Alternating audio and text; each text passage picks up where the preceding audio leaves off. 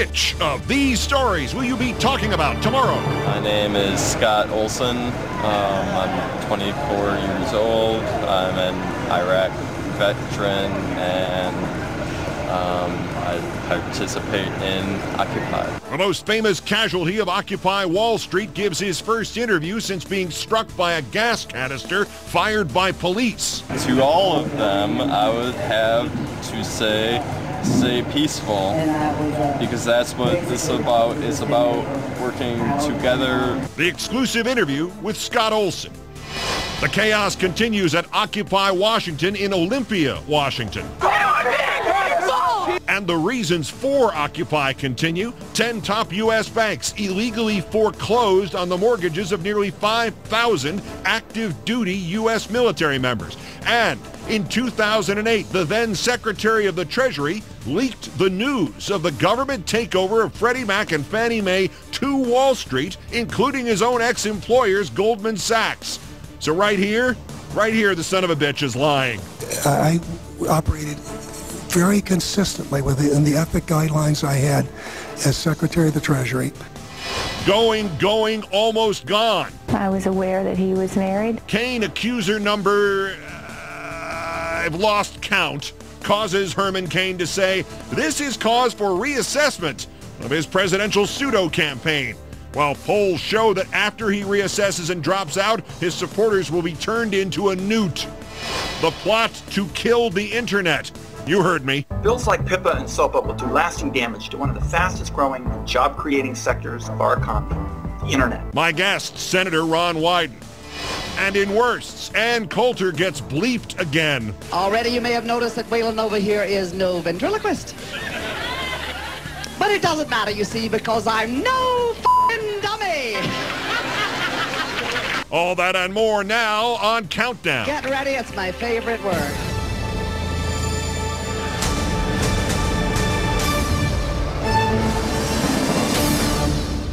Good evening from New York. This is Tuesday, November 29th, 343 days until the 2012 presidential election. The Occupy movement has no official leader, no official spokesman, and no official hierarchy. But in our fifth story on the Countdown, it may have just found an unofficial symbol. Scott Olsen, the Iraq Marine veteran whose skull was fractured by a police gas canister a month ago, returns to Occupy Oakland. The first words on camera from the remarkable man in a moment. First Occupy Day 74. In Olympia, Washington, 3,000 protesters surrounded the Capitol building to protest Governor Gregoire's proposed cuts to education, public safety, and health care. Several hundred made it into the rotunda of the Capitol building and were forcibly removed, some by use of tasers. Overall, 30 protesters there cited and 4 arrested. Occupy Oklahoma City protesters given till 11 p.m. Monday to vacate Kerr Park. Today, protesters appealed directly to the city council to allow them to remain. The deadline was extended till Thursday to allow the protesters time to seek an injunction from a federal judge. In Florida, Occupy Tampa marched to City Hall to present a proposal to Mayor Buckhorn that would allow them to remain in downtown Tampa. They've also extended an invitation to the mayor to attend a General Assembly meeting. The mayor has yet to respond. All of the protests, thankfully, were peaceful. While there were a number of arrests, it is a far cry from the police overreaction we saw last month in Oakland. On October 25th, Occupy attempted to return to their camp at Frank Ogawa Plaza. Police clashed with the protesters and fired tear gas canisters when the protesters refused to disperse. One of the canisters struck Scott Olsen directly in the head. Over the weekend, the Iraq vet returned to Occupy Oakland. He spoke deliberately and occasionally struggled to find his words, but his message in this extraordinary interview was clear. My name is Scott Olsen. I'm 24 years old. I'm an Iraq veteran, and I participate in Occupy. Originally, I started with Occupy SF, and I just thought that Occupy Oakland was doing things a little differently. It was a bit different, so I came over here to check it out, and I liked what was being done here with the teach-ins and the community here, and I came I came back on October 25th. I saw a tweet or something that said you guys needed help, you guys need to support, so I had nothing better to do, so I jumped right in and came over here. Okay, and that was when the raid was happening? Or that was after the raid the next evening? It was, well, I think the raid was that morning or something. I'm not. Yeah, it was like about 5 a.m. that morning. Right, and I was at working all day, and I got off and got over to here like. So you came for the march afterwards, okay? Yeah, I got here like at 7. Like 20-ish. It was, it was kind of late. And then after being here for not too long, after standing up for our rights to exist here with a veteran who was there with me and all the people that were there,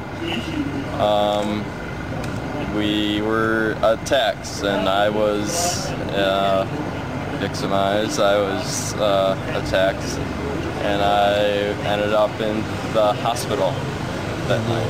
They were shooting tear gas, and you were hit in the head. Can you tell me what you remember about that? Well, I took a step back, and I walked across the right a little bit. And I had my phone out. I was texting or something to a friend of mine, and next thing I know, I'm down and on the ground, and there are people above me trying to help me, and they ended up carrying me away.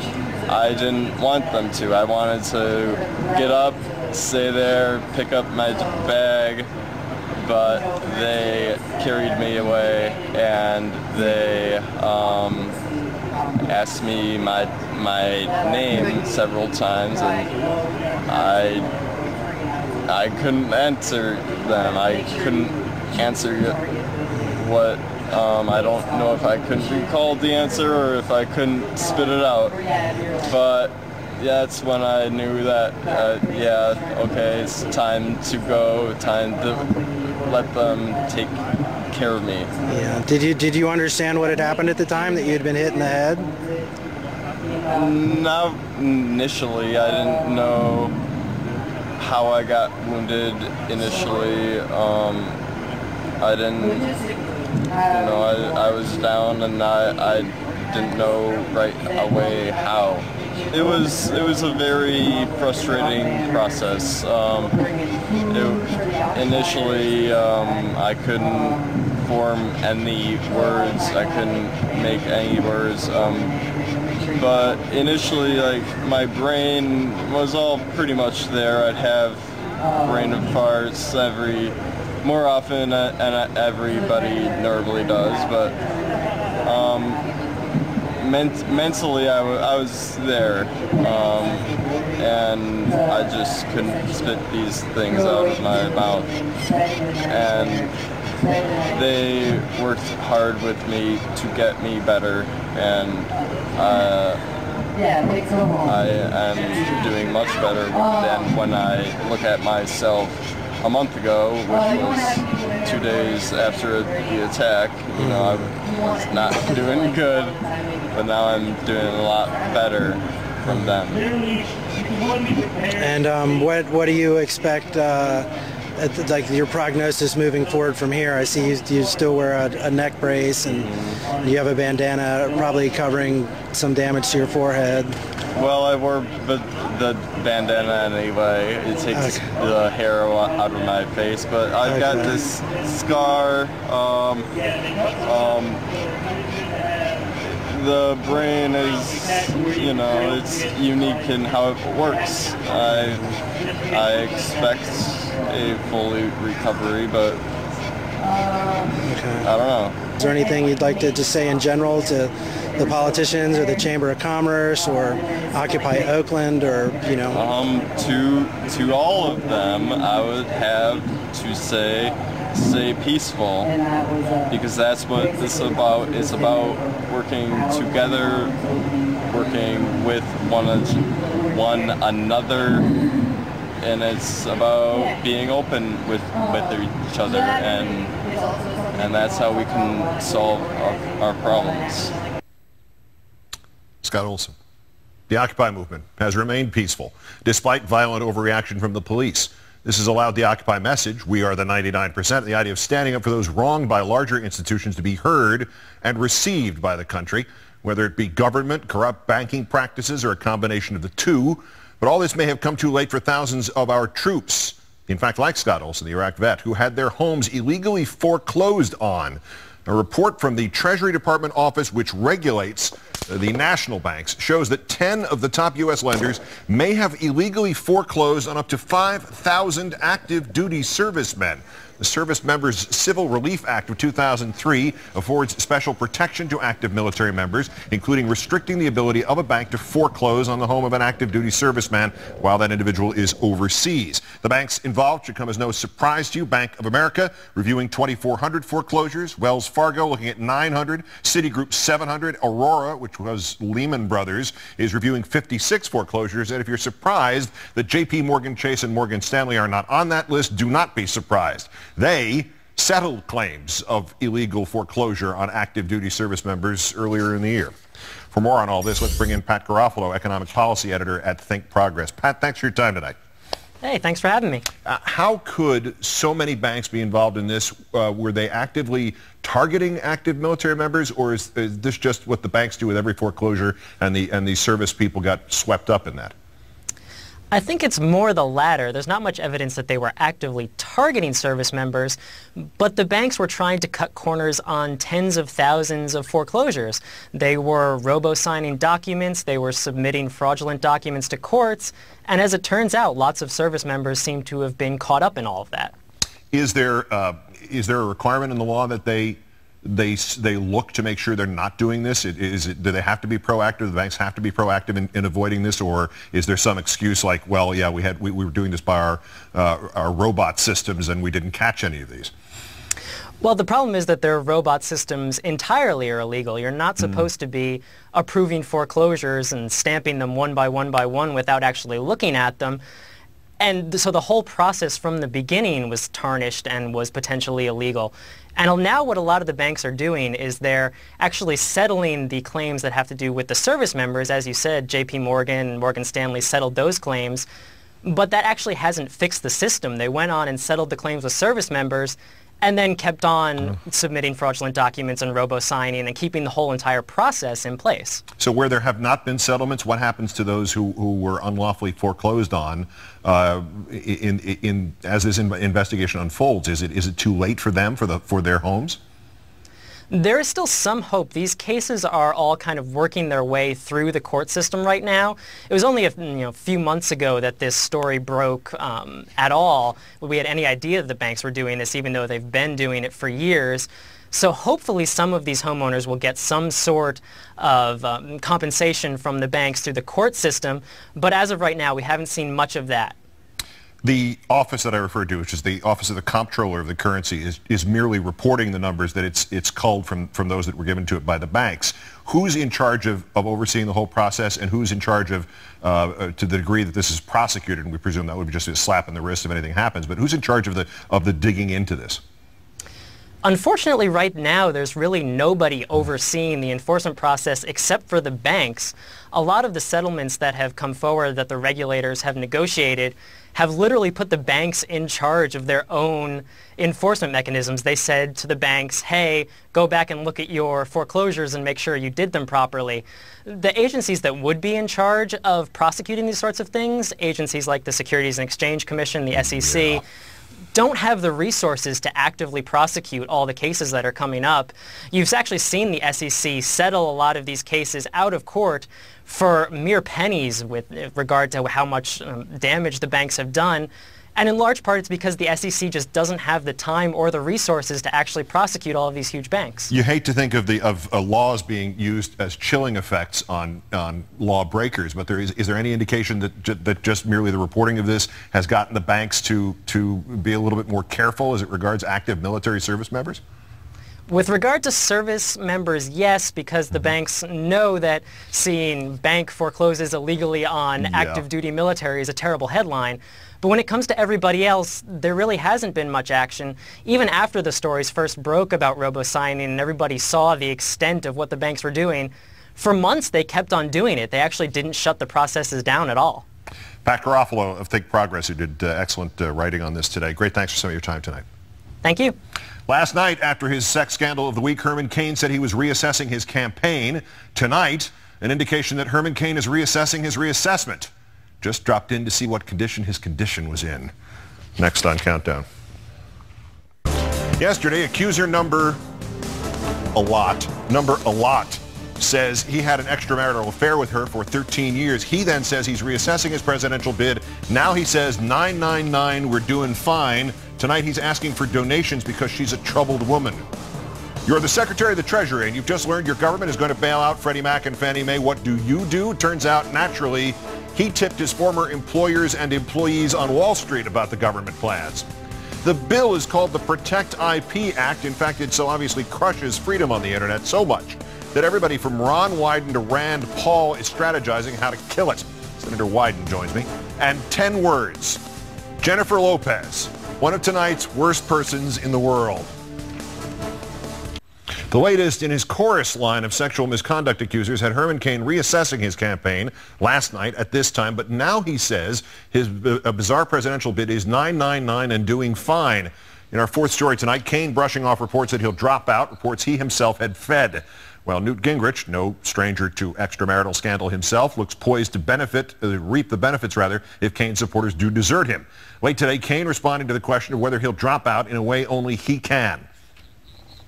999, doing fine. That tone somewhat different from the one he took in a conference call this morning in which he reportedly told senior staff he was considering dropping out, explaining, quote, now with this latest one, we have to do an assessment as to whether or not this is going to create too much of a cloud in some people's minds as to whether or not they should support us going forward. Right after that call, though, his lawyer, Lynn Wood, doing damage control, saying, quote, any report that Mr. Cain has decided to withdraw his candidacy is inaccurate. This, of course, coming after Atlanta resident Ginger White alleged yesterday she had had a 13-year-long extramarital affair with Cain. In a fundraising email to supporters this evening, Cain attempting to discredit her, and that's a mild term for it, saying she is, quote, a troubled Atlanta businesswoman who used national media outlets to promulgate a fabricated, unsubstantiated story about a 13-year affair with me.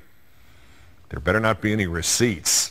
While Cain denies the allegations, another candidate famous for his own affairs could stand to benefit. Cain's supporters now expressing support for Newt Gingrich, the man who famously left his cancer-stricken wife, then later cheated on his second wife with the woman who would become his third wife. A public policy poll out today finding that Cain supporters would still overwhelmingly choose Gingrich instead of Mitt Romney. 73% of Cain supporters saying they view Gingrich favorably. 33% saying the same about Romney. Joining me now, Countdown contributor Nia-Malika Henderson, national political reporter for The Washington Post. Good evening, Nia. Hey, Keith. It's good to see you. Good to see you, too. This morning, Cain says he's reassessing. Now he's saying 999 and doing fine. Did something change, or is this more like what we sort of came to know as his previous consistent inconsistency?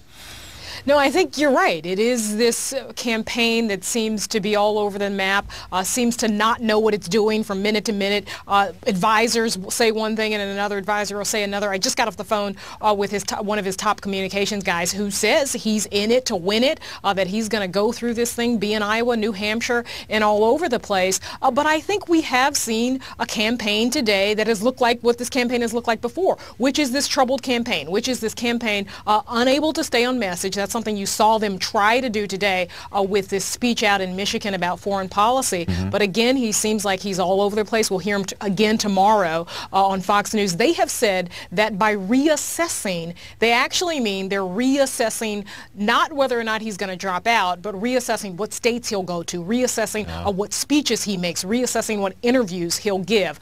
So that's what they said. They've also said just not to read so much into the word reassessing. So they are, again, they're all over the map. I think probably one of the biggest takeaways from the Ginger White interview, for me at least, was her statement that Herman Cain loves Herman Cain. And I think, you know, if that's the takeaway, I think we could possibly expect that he might be in this thing for a while. Yeah, and also if that's the judgment by which we assess presidential candidates, nobody's ever going to run for president ever again. They all love themselves. But yes, one thing from this email that just caught my eye here, he's describing Ms. White as, he says, I have helped her financially at times over the past few years, just as I've helped many friends and acquaintances throughout the years. And then he asks people to donate money to his campaign. We can talk about the irony of that juxtaposition. But what happens to him, and I know we keep assuming that at one point he's just going to go, okay, you got me. But what happens to him if, when he's denied this utterly, there turn out to, as I referred to it earlier, there turn out to be receipts or a verification of her story, even in part? Yeah, well, so far we haven't seen that with her story. You can imagine that if she had those receipts, that perhaps she would have showed them already. She does have the records that there were 60 phone calls between them, 4 a.m. Calls from Herman Cain to her. So there is that evidence. And you have seen Republicans finally come out and say, you know what, this is pretty serious, and this is something that could really tank his campaign. Of course, his rivals have said that, Michelle Bachmann, for instance, but then other Republicans, Mike Huckabee, Sean Hannity on his show, who had been a real champion of Herman Cain and really defending him against those sexual harassment allegations, again has come out to say that this really chips away at Herman Cain's likability. The premise, and obviously this has been building for a while, that Gingrich is the front runner, and so far that's only meant in the GOP race. You get to be next in the game of self-destruction. Can Gingrich self-destruct, or is his own baggage so well known that he might actually last, or might he be vulnerable in an unusual way because the spotlight might be on his policy? I mean, this is a man who last week suggested repealing some child labor laws so 13-year-olds could become janitors.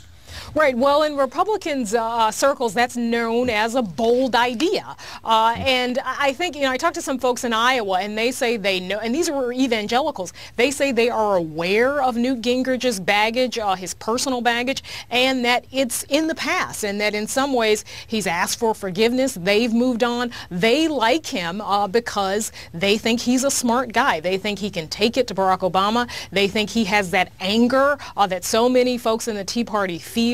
And so that's something that I think will do him some good out in Iowa. But again, he does have this baggage, not only personally, but this personal baggage, appearing in these commercials with Nancy Pelosi, appearing with Al Sharpton to basically say that the Department of Education under Barack Obama is doing well. And of course, we know this is a party for some folks who have said, let's abolish the Department of Education. So I think there's going to be increased scrutiny, but I got to say, people do not like Romney. There was a focus group out in Iowa, and the words that came up to describe Newt Gingrich, brilliant, and the words that came up to describe Mitt Romney was opportunist. So there's a real divide there, I think, in terms of perception, and people just have not warmed to Romney. Yeah, like those two things are mutually exclusive, too. I mentioned the earlier front runners. Perry. Bless him, he doesn't know it's over. It turns out, in fact, he doesn't know a lot of stuff. There's a clip you have to see, and I need your reaction to this, from Manchester, New Hampshire today. Those of you that will be 21 by November the 12th, I ask for your support and your vote. Those of you who won't be, just work hard. Doesn't know the voting age in the United States of America. Just is the line from the producers, oops, just say oops and get out? Yeah, no, you know, I guess he's thinking of the drinking age. I don't know if the person chuckling in the audience there is chuckling at his not knowing that or what. But, yeah, I mean, it's oops. You know, and he was in New Hampshire, obviously, campaigning with Sheriff Joe out of Arizona, who, you know, is in some ways a problematic figure in Republican circles, and especially in Republican circles in New Hampshire. So folks thought that was a bad idea in New Hampshire, trying to court Republican voters by saying that his approach to immigration is the one they want to see. But you're right. I mean, this guy is dead in the water. Talk to folks in Iowa. They say he's dead in the water there. So it's hard to see. You know, we're talking about Herman Cain reassessing his candidacy. That's something that Rick Perry certainly probably needs to do as well. Yeah, that's not going to happen either. Countdown contributor Nia-Malika Henderson of the Washington Post. As always, great thanks. Thank you. Do you like the internet? Do you like the way it is now? Do you think that a bill that is opposed by Rand Paul and Ron Wyden and me and a bunch of ultra-conservatives on the web, you think that seems to indicate that it might be a bad thing for the way the internet is now? Senator Wyden joins me ahead. You thought the Secretary of the Treasury in the Bush administration merely favored his old Wall Street cronies? No, he tipped them off about what the government was going to do next about Freddie Mac and Fannie Mae. Next. First, the sanity break, and on this date in 1901, East 182nd Street in the Bronx was paved and opened to traffic, marking the last time a New York City street has been both fully paved and fully open to traffic. Time marches on. We begin, as we always do, with a porcupine eating corn on the cob. You have to be careful in this situation. It could get prickly. When someone tries to take the corn away, he's not having it. It's like they always say, porcupines love corn on the cob. Oddly enough, the reverse is also true. Get your damn government hands off my stinking corn on the cob. We travel to China, where if you don't have time to get all your shopping done, this dog will do it for you. That's right, he's taken fetch to an entirely new level. Wait, I have a coupon. Not only does he do the shopping, he'll also find you the best deal. The only drawback? He tends to come home with a lot more bones and dog treats than you originally put on your shopping list. Finally, we end with some hunting. Apparently the game this man is after is the North American glass bottle, but when the gun seems to be jammed up, he takes a look down the barrel of the gun. And boom goes the dynamite. Hope you didn't like that hat. Man, is he lucky. This guy would be a good hunting buddy for Dick Cheney, because now that Dick has no pulse, this would save him a lot of effort, because the guy shoots himself in the boom from way downtown. Bang. Time marches on. How could Jennifer Lopez possibly merit being one of the worst persons in the world? And I'm not criticizing her acting or her singing. The answer presently on Countdown.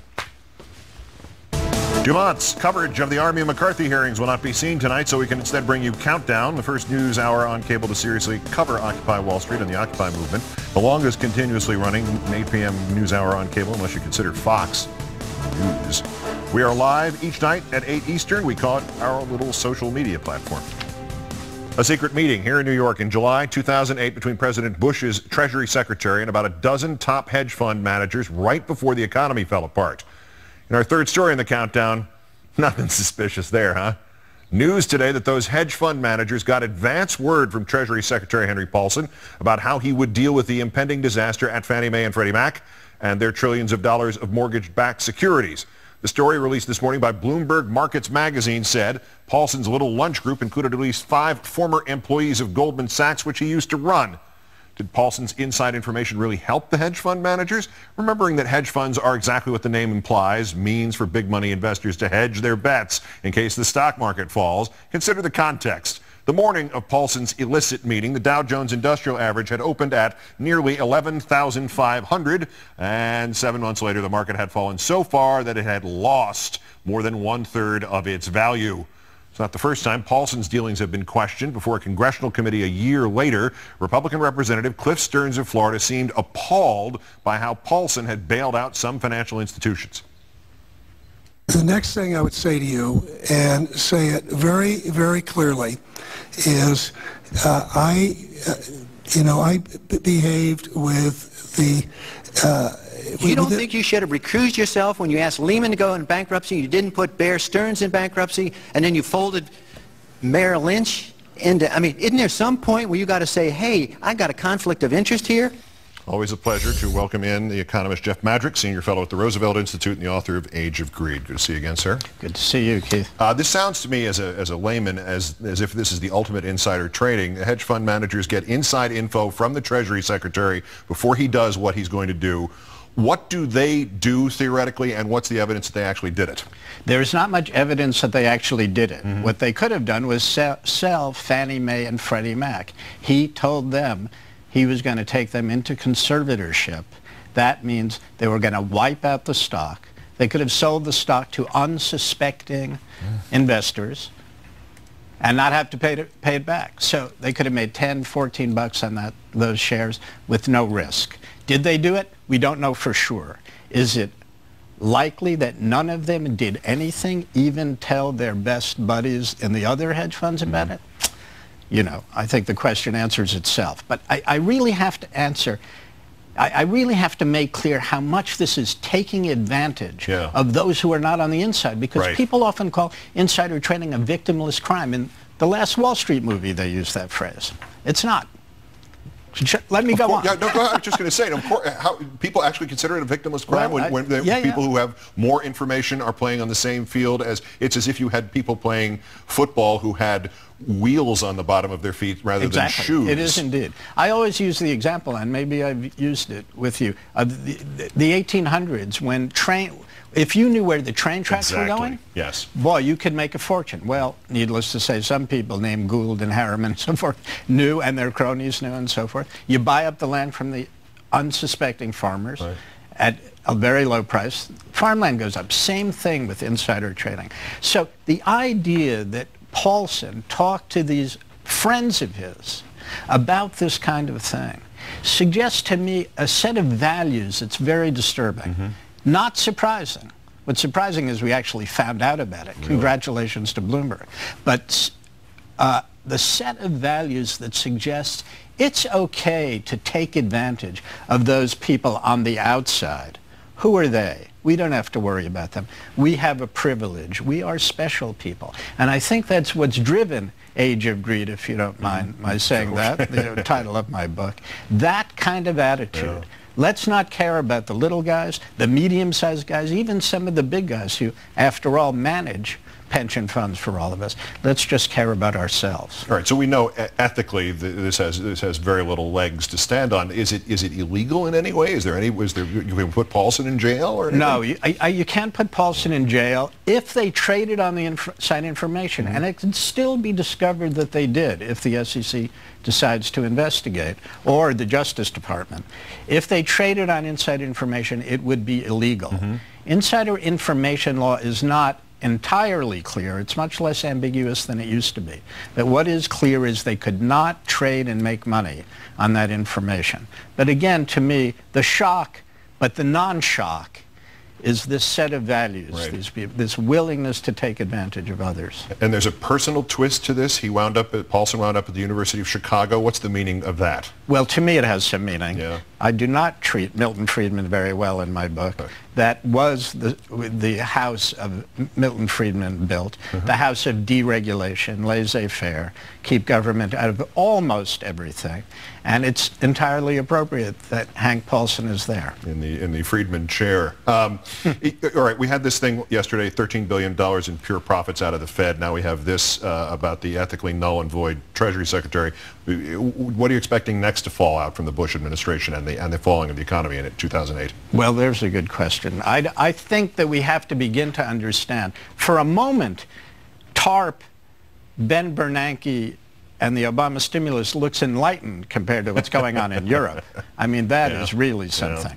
But the fact that they couldn't use their advantage to get the economy going again, I don't know what secrets lie in that. What's very clear is the banks were bailed out, friends were bailed out, they made a lot of money. It was very easy to make money, as we found out in that story. You just borrow at very low rates. You invest in slightly higher rates, riskless on that side, and then you borrow a lot of money to lever your investment, and you're making a fortune. One friend of mine, Herb Allison, who's now looking into these solar investments for the administration, hired by them, used to be president of Merrill Lynch, says nobody should get a bonus based on that kind of trading. Borrowing low, investing a little more, and just levering up your investment. And they got millions, tens of millions, 20s of millions of dollars in bonuses. It's pretty ugly. I would call it corrupt. I think that's it. That's the polite term for it. The author of Age of Greed, Jeff Madrick, a pleasure as always, sir. Thank you. It's nothing important here. It's just an attempt to stop websites that rely on user-created material. You know, like everything from Daily Kos to Free Republic. Senator Ron Wyden joins me ahead. In This guy is in agreement with me about anything you know. It's damned serious stuff. The attempt to kill the internet as you know it. And do you notice anything wrong with this ad from one of those gun nut websites warning you about how President Obama is just the latest, quote, dictator, unquote, to try to seize your guns? One of these men is not a dictator. I mean, besides Obama. Next. It's nothing short of a plan to kill the internet as you know it. Senator Ron Wyden on the Protect IP Act. Next. First, because this is where I try to protect sanity. Here are Countdown Top 3 nominees for today's Worst Persons in the World. The bronze to entertainer Jennifer Lopez and Fiat. You may have seen this commercial in which Lopez is driving around what looks like a toy car while she says, here, this is my world. This place inspires me. They may be just streets to you, but to me they're a playground. The implication, obviously, is that it's good old Jenny from the block driving around her native New York borough and mine, the Bronx. Nope. Turns out all the shots of her were filmed at a soundstage in L.A. and intercut with footage from the Bronx. Now it turns out that the big I Heart the Bronx mural given such prominent play in the commercial, that belongs to a group of artists called Tats Crew, T-A-T-S Crew, and the first time they heard about it being in the commercial was when they saw the commercial. One of the artists says they've called their lawyer. One other thing about the Fiat ad, that tiny Fiat that Jennifer Lopez is not driving around the Bronx, looks like one of those little cars you see all the clowns piling out of at the circus. The runner-up tonight, and Coultergeist, bleeped 3 separate times for 13 total seconds, which is a hell of a lot of bleep, on television this morning, because before she called the late great Senator Ted Kennedy, quote, human pestilence, she apparently called twice Senator John McCain a, quote, douchebag. So while we're at this, I know my friend Bill Maher respects Coultergeist because she'll say things that people boo, and I have other friends who actually think she's funny, sometimes even intentionally, but let's face it, Ann Coulter's an asshole. By the way, did I see something amiss with that photo? Let me see that photo of her again. Oh, see, that's not fair. Ann Coulter as Madam from Waylon Jennings and Madam. That's totally inappropriate. Coulter isn't gray-haired. She dyes it blonde. I'm very sorry. But our winners, USA Ammo, one of the arms dealers trying to make cash by scaring gun owners. The premise is buy your weapons now because President Obama will eliminate gun ownership right after his re-election. I wish. Gun control is one election away, warns the ad emailed to the craziest readers of the crazy website WorldNet Daily. It shows various dictators who instituted gun control, leaving people who, quote, unable to defend themselves were imprisoned, enslaved, and annihilated. The ad then urges readers to buy their friends for Christmas, quote, something they'll love before it's too late.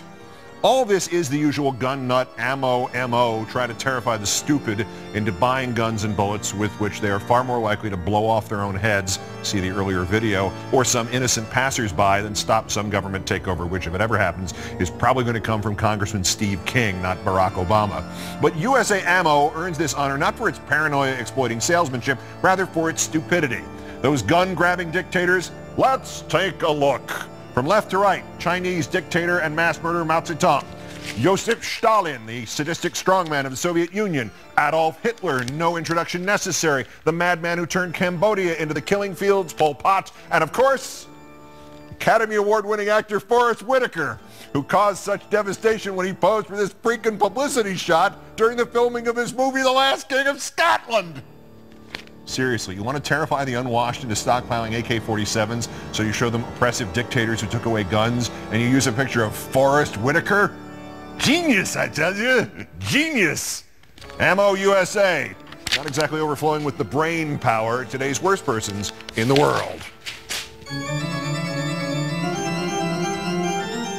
Once again, I need to apologize about the Ann Coulter remark. I'm very sorry. That was not Waylon Jennings and Madam, it was Waylon Flowers and Madam.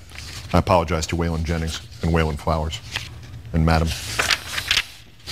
Freedom to use the internet as you currently do so may be a thing of the past if some in Washington have their way. In our number one story in the countdown, both houses of Congress have now introduced bills aimed at fighting online piracy, which are actually much more likely to end up killing commerce and freedom of speech. The Senate's Protect IP Act was intended to target foreign-based websites that deal in counterfeit goods and copyrighted material. The House then took it a step further with its bill, the Stop Online Piracy Act, targeting U.S.-based sites as well. Online piracy obviously should be controlled. The music industry alone saw 40 billion files shared illegally in 2008. But the way the legislation is written, a copyright holder, meaning a major movie or recording studio, could use the Department of Justice to effectively take down websites which unknowingly host pirated material. Technically, a large corporation could shut down an upstart competitor or someone saying negative things about its product without ever having to go to court. While the Motion Picture Association and Recording Industry Association are both big supporters of both bills, many in Silicon Valley are leading the charge against the legislation. A representative from Google testified to the House Judiciary Committee. We are as motivated as anyone to get this right, but the Stop Online Piracy Act is not the right approach. SOPA would undermine the legal, commercial, and cultural architecture that has propelled the extraordinary growth of internet commerce over the past decade, a sector that has grown to $2 trillion in annual U.S. GDP, including $300 billion from online advertising. Virtually every major internet company, from Twitter to Facebook, Yahoo, and eBay, as well as a diverse array of other groups from venture capitalists to librarians to musicians, have expressed serious concerns about this bill. The House bill is still in committee. The Senate version has already passed unanimously through the Judiciary Committee, which is headed by the Democrat Pat Leahy, the same senator who introduced the bill. It's expected to reach a full chamber vote in the next few months. Democratic Senator Ron Wyden of Oregon threatening a filibuster if it reaches the Senate floor in its current form, and he's been good enough to join us tonight. Senator, good to talk to you again. Thanks for having me back, Keith. All right, hit me on this. Why is the legislation so dangerous, and what do we lose if it passes? What the problem here is this bill essentially uses a bunker buster bomb when you ought to go in there with a laser beam. I mean, the fact of the matter is, if you're talking about bad actors, you ought to handcuff them. If they're selling tainted Viagra or fake Rolexes or movies they don't own, come after them.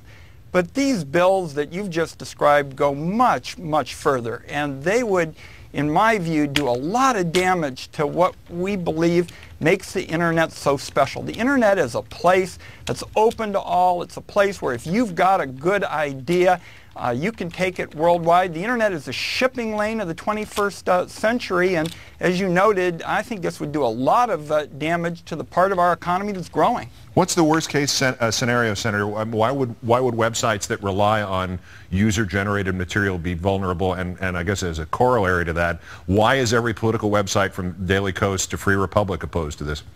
Because this does so much damage to innovation. Again, the strongest part of the American economy today, there's an old saying that the American economy is about two guys in a garage. You pass these bills, it's not going to be two guys in a garage. You're going to have a whole floor upstairs just full of lawyers. I mean, this is really a lawyer's full employment program. all of the mandates, and particularly what this does is it changes a law, the Digital Millennium Copyright Act, that it's not perfect, but it does a decent job in terms of striking a balance. It provides for what's called notice and takedown if you have, for example, infringing content. What you're talking about here is essentially a blacklisting program, a censorship program. It'd do an awful lot of damage to the net.